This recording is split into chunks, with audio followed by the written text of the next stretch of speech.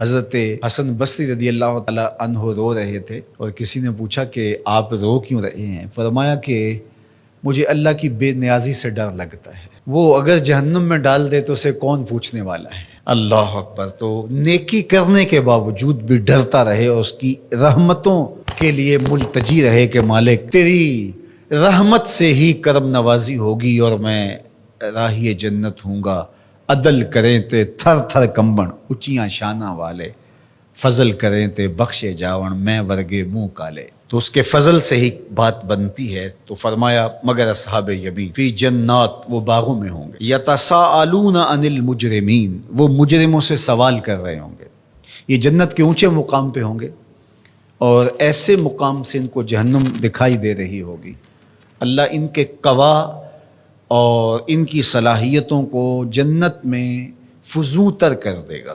مقربین بارگاہ کی صلاحیتیں باقی لوگوں کی نسبت اللہ فزوں تر فرما دیتا ہے۔ آپ نے قرآن مجید میں یہ بارہا پڑھا کہ حضرت سلیمان علیہ السلام نے کتنے میل دور سے چیونٹی کی آواز کو سنا بھی اور اس کے مفہوم کو جو وہ کہہ رہی تھی سمجھا بھی۔ تو یہ صلاحیت ان کو عطا کی گئی۔ اللہ اکبر۔ تو اس طرح جنت کے اندر اہل جنت مجرمین کو دیکھ رہے ہوں گے جو جہنم کی آگ میں جل رہے ہوں گے، اور ان سے سوال کریں گے، باقاعدہ ان سے بات کریں گے اور پوچھیں گے ان کو کیا ما سلککم فی سقر، وہ انہیں کہیں گے کہ تم جہنم میں کیسے آئے؟ قالوا لم نک من المصلین، وہ کہیں گے ہم نماز نہیں پڑھتے تھے، نماز نہ پڑھنے کا سبب ہوا کہ آج ہم جہنم کا ایندھن بنے ہیں۔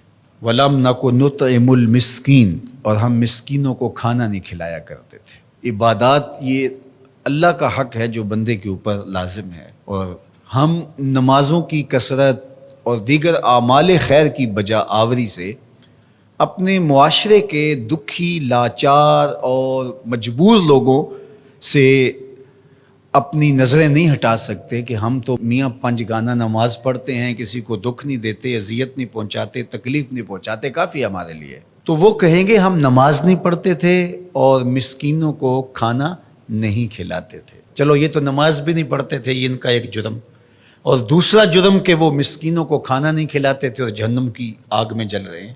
اور اگر کوئی نماز پڑھتا ہو لیکن مسکینوں کو کھانا نہیں کھلاتا، اچھا وہ اگر یہ کہے کہ میں کھانا اس لیے نہیں کھلاتا کہ میرے پاس مالی استطاعت نہیں ہے کہ میں کسی کی ضرورت کو پورا کر سکوں، لہٰذا میں بری ہوں۔ لیکن قرآن نے اس سے بھی آگے کی بات کی، جو شخص مالی طور پہ مستحکم نہیں ہے لیکن اللہ نے اس کو زبان دی ہے، اللہ نے اس کو اثر و رسوخ دیا ہے، وہ کسی کو ترغیب دے کر کے کسی دکھی کی ضرورت کو پورا کروا سکتا ہے، اور وہ کہے کہ جناب میری یہ ذمہ داری میں شامل نہیں ہے، تو قرآن نے اس کی بھی مذمت کی۔ وَلَا يَحُضُّ عَلَىٰ طَعَامِ الْمِسْكِينِ، فرمایا کہ یہ مسکینوں کو کھانا کھلانے کی ترغیب نہیں دیتا، اس کو چاہیے تھا کہ وہ امراء کو اس کی ترغیب دیتا اور غرباء کی طرف ان کو متوجہ کرتا، تو اس کا یہ عمل بھی صدقہ قرار پاتا اور اس کا یہ عمل بھی اللہ کی رضا کا سبب اور ذریعہ ہوتا، اور وہ کہتا ٹھیک ہے یہ تڑپتے رہیں، میں کیا کر سکتا ہوں، اور میں ان کے لیے کسی کو ترغیب ہی کیوں دوں۔ تو اس کی بھی مذمت کی گئی، اور ایسے نمازیوں کو کہا کہ وہ اپنی نمازیں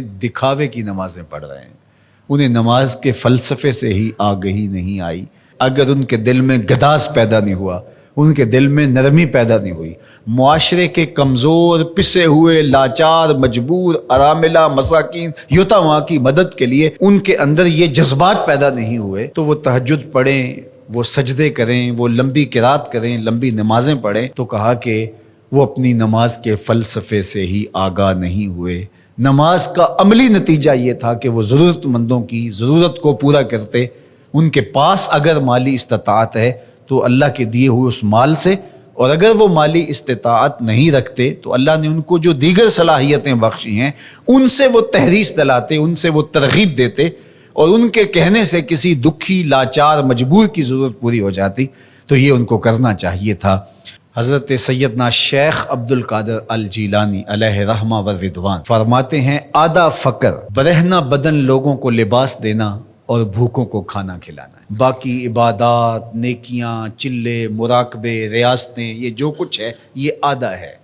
صرف آدھا فقر بھوکوں کو، لاچاروں کو کھانا کھلانا ہے، لوگوں کی ضرورتوں اور لوگوں کی احتیاج میں ان کے کام آنا ہے۔ اللہ اکبر۔